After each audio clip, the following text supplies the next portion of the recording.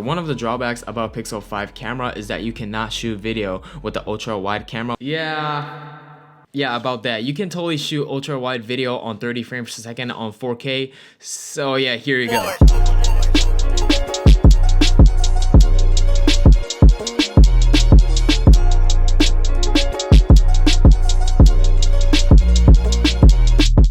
Alright, it's been a week since I've been using this Goole Pixel 5 and I have so many things that I wanted to talk about. So here's a timeline and let's get right into it.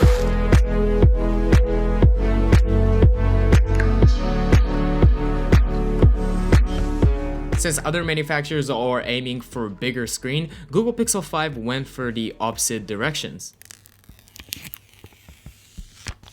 This 6-inch flat OLED 432 ppi with HDR10 Plus display is bright, contrasty, and pretty vibrant. This display will not disappoint you at all for daily tasks. Also, the 90Hz display on this Pixel 5 is very smooth. Since this Pixel 5 90Hz is adaptive 90Hz, which means that they will switch to 60Hz to 90Hz depends on the task you're doing on the phone. And I think this is better than locked 90Hz because it will save way more battery life. And to be honest, you don't really need to scroll Twitter or Instagram on 90Hz. I mean, you have to stop it anyway, so what's the point of being 90Hz? Also, the Pixel 5 display bezel looks amazing. Since they are symmetrical thin bezel all around this display, they don't have a thick chin or big ass forehead like Pixel 4, and it looks very nice. And the camera punch hole is very small, and the whole camera punch hole is black, not like Samsung S20 Fan Edition. They have this like chrome ring. It doesn't have that on Pixel 5. So when I like look at the screen, it doesn't bother me at all, and honestly I think this look really subtle and really nice. Also, this Pixel 5 glass is made of Gorilla Glass 6,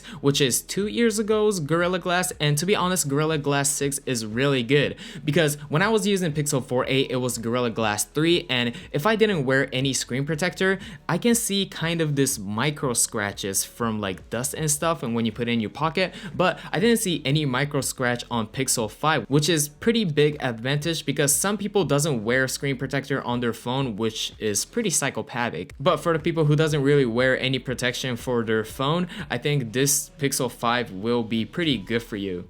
But guys, seriously, wear protections.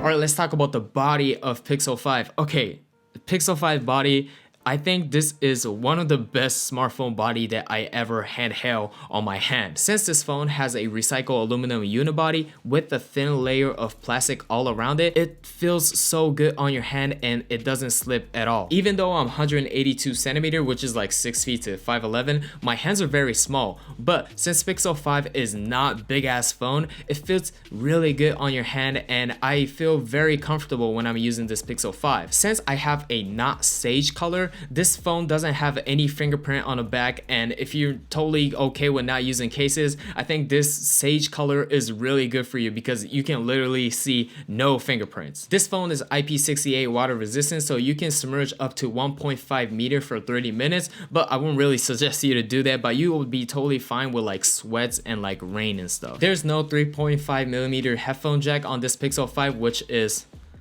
pretty sad, but since they have a great speaker on the bottom, I think you'll be pretty satisfied with the speaker as well. I saw a lot of comments on my previous video that a lot of people hate that under display speaker on the Pixel 5, but I think it's not bad at all. The bottom stereo speaker kind of covers it up, the sound, and to be honest, the whole clean look of under display speaker is pretty damn awesome when you see the actual Pixel 5. And it didn't really affect on the phone calls. When I use it for the phone calls, the under display speaker sounds totally fine and loud and clear. It doesn't have any muffled type of effect or any type of, you know, weird sound effect going on. It's just clear, and to be honest, it's pretty useful. Also, the fingerprint on the back of Pixel 5 is a little bit deeper than Pixel 4a, so it's easier to find it, and as usual, it's pretty fast and snappy AF.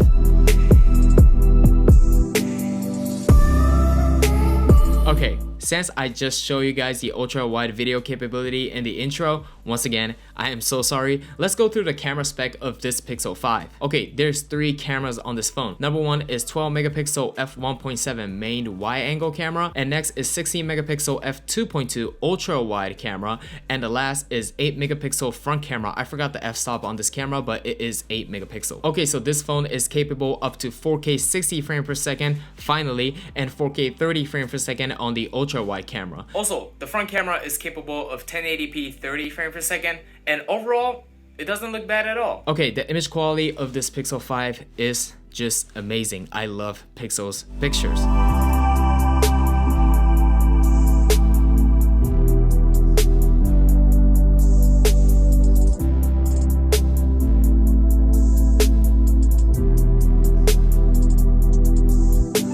Okay, so Pixel 5 is same as the Pixel 4a. This phone uses the same image sensor since Pixel 3. This year's Pixel color is a little bit warmer than previous year, but it's still clear, punchy, and very vibrant, which is my favorite. The 12 megapixel main camera is really good, and the 16 megapixel ultra wide camera is also dope as hell. And the default camera app have a 2x zoom, and the zoom is not an optical zoom on Pixel 5 like the Pixel 4. So I mean, it's like a little bit grainy and a little bit pixelated, but I would say it's still pretty useful for like Instagram story or Snapchat or just your personal photos. However guys, let's face the truth, since Google launched a Pixel 2, many smartphone competitors are releasing smartphones with great camera that shoot great photos. But I will say when it comes to photo, I think personal preferences is very important, and for me, I love Pixel Photo. The Pixel Photo looks really good compared to iPhone or any manufacturers. It's just really good and I love how they look. And I also think Pixel color science is the best compared to all the competitors. I always edit my iPhone photo when I'm like posting on Instagram and stuff. However, I see myself not editing Pixel photos often. Oh, and the portrait mode on Pixel is great as usual. If you have like some pointy hair or pointy object,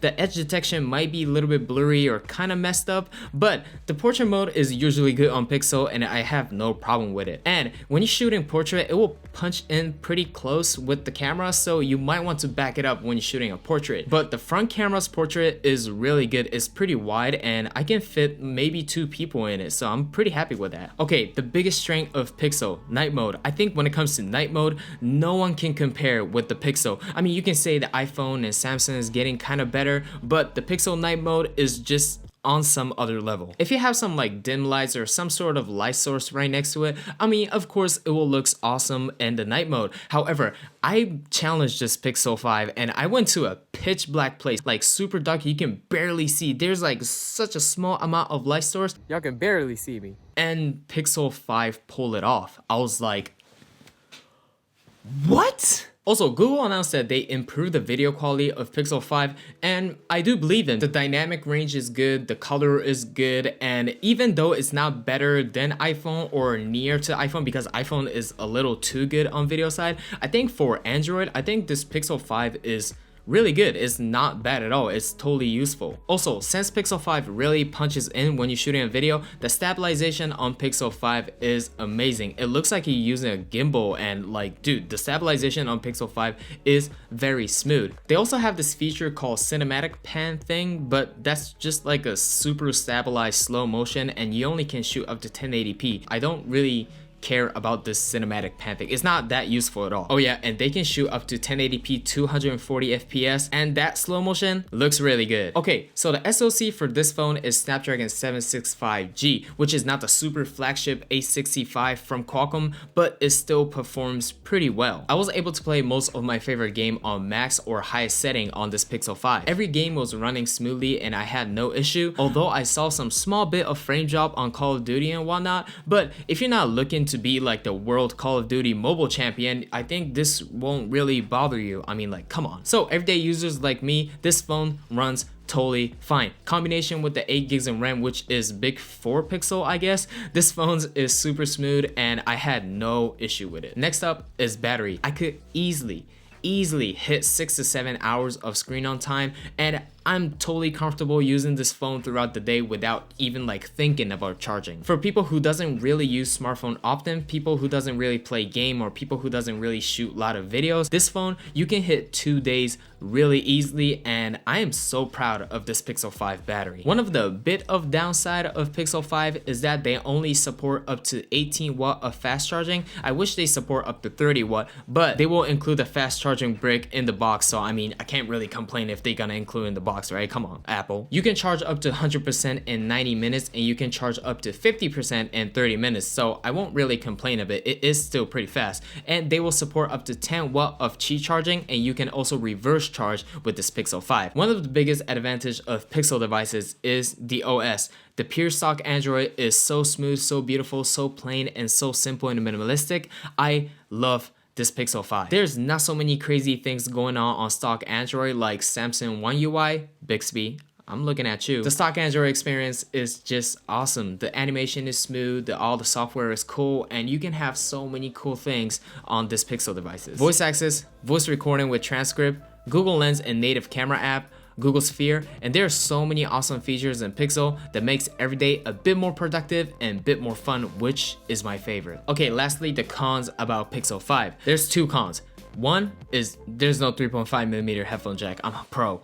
Bro, I need that. Alright, the second con is sadly the price. I think $699 is a little too much, not too much, but a little bit much for Pixel 5, because don't get me wrong, I think this phone is really good, but if this phone was $599, I think this phone is just be so good in that price range, or $549 would be just so awesome, because Google Pixel 4a 5G to Pixel 5 is $200 different. The Pixel 4a 5G and Pixel 5 carry same camera system and same internal, and plus Pixel 4a 5G have a 3.5mm headphone jack and bigger display. I mean, yeah, Pixel 5 have reverse wireless charging, maybe better body with the 90Hz display, but $200 difference is a little bit too much. For example, Apple with their iPhone 12 128 gigs and iPhone 12 Pro 128 gigs, it's only $100 difference, but they have like a little bit more different. The 12 Pro have more cameras and they made of like stained steel and stuff.